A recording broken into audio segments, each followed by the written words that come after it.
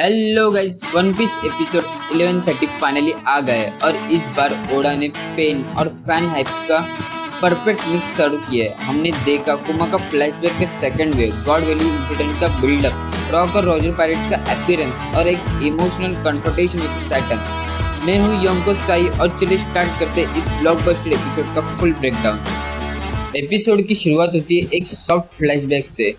छोटा कुमा चर्च में मम्मी पापा के साथ एक छोटी सी पीसफुल दुनिया, नॉस्टैल्जिया, वार्मथ, सब कुछ एक ही पल में तोड़ दिया गया बकीनियर ब्लड की वजह से। कुमा और उसकी फैमिली को बना दिया गया स्लेव। सेलेस्टियल ड्रैगन ने उसकी माँ को मार दिया और उसके पापा को कुमा के सामने शूट किया गया, सिर्फ इसलिए क्योंकि उसने छोटे कुमा को चीयर अप करने के लिए निका डांस किया था।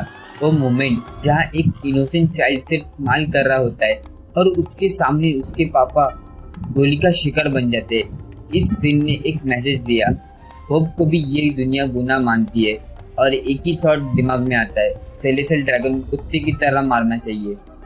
सीन शिफ्ट होता है वेस्ट ब्लू गॉड वैली। यहाँ सेलेस्टियल ड्रैगन ने स्टार्ट किया हंटिंग गेम, जहाँ लोगों को रैबिट कहकर शिकार बनाया जा रहा है। ये सब देखकर समझ आता है वन पीस के विलन इंसान ने सिस्टम में। इस मोमेंट में हमें दिखाई देता है शांक्स का बाप फिगरलैंड, सेलेस्टियल नाइट, होली नाइट, जो खुद भी इस क्रूअल गेम की मदद ले रहे। सबसे पेनफुल सीन, एक माँ अपने बच्चे को बचाने के लिए भाग रही है और कोई मर्सी नहीं मिलती। ओडा ने यहाँ क्रूएलिटी का लिमिट दिखा दी। कुमा, इवांको और गिनी एक प्लान बनाते हैं। गॉड वैली के प्राइज मिथिकल डेविल फ्रूट्स की इंफॉर्मेशन लीक करते हैं ताकि सब पायरेट्स और नेवी अट्रैक्ट हो जाए।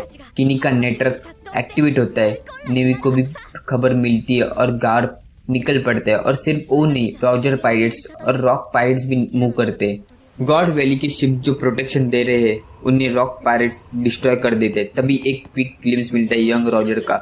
सब नेवी पैनिक में आ जाते हैं, लेकिन जब गार्ड का शिप सीन में इंटर करता है टेंशन थोड़ा रिलीव होता है। रॉजर और रॉक्स, दो सुपर पावर, एक ही आइलैंड पर और इसी चाउस का फायदा उठाते हैं कुमा, इवांको एंड गिनी। प्लान सक्सेसफुल होता है। इवांको चुरा लेता है ड्रैगन मिथिकल डेविल फ्रूट और कुमा खा लेता है पॉपअप फ्रूट। लेकिन तभी आती है twist, Big Mom enters and snatches Ivanko fruit. Imagine करो अगर इवांको वो मिथिकल फ्रूट खा लेता, क्या वो काइडो जितना स्ट्रॉन्ग बन जाता? लाइक करो अगर तुम्हें लगता है यस और कमेंट करो अगर नो। अगले सीन में हमें मिलता है एपिसोड का सबसे इंटेंस मोमेंट, कुमा वर्सेस सैटर्न इमोशनल सीन। कुमा डायरेक्टली पूछता है, मुझे क्यों मारना चाहा, मुझे क्यों स्लेव बनाया? सैटर्न का बोल्ड जवाब आता है, बिकॉज तुम्हारा खून बकीनियर ब्लड है। और वहीं पे सीन कट हो जाता है। गॉड वैली का फुल फाइट अभी भी हिडन है और ये क्लियरली ओडा का प्लान है सस्पेंस बिल्ड करने का। लास्ट में हमें दिखाई देता है कुमा, गिनी और इवांको का एस्केप। सैटर्न जैसे फाइव एल्डर के सामने से कैसे निकले वो, ये सस्पेंस अगले एपिसोड के लिए छोड़ दिया गया है। इवांको निकल चुका है अपनी जर्नी पे और कुमा और गिनी डिसाइड करते अपनी जिंदगी सॉर्बेट किंगडम आइलैंड पे शुरू करने का। एपिसोड 1130 ने हमें फ्लैशबैक के थ्रू एक इमोशनल स्टॉर्म दिया, पेन, प्लानिंग और पावर का फुल पैकेज।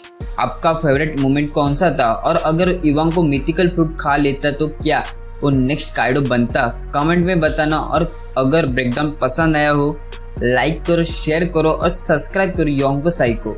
मिलते नेक्स्ट ब्रेकडाउन में, क्योंकि रियल पीस अभी भी बाकी है मेरे दोस्त।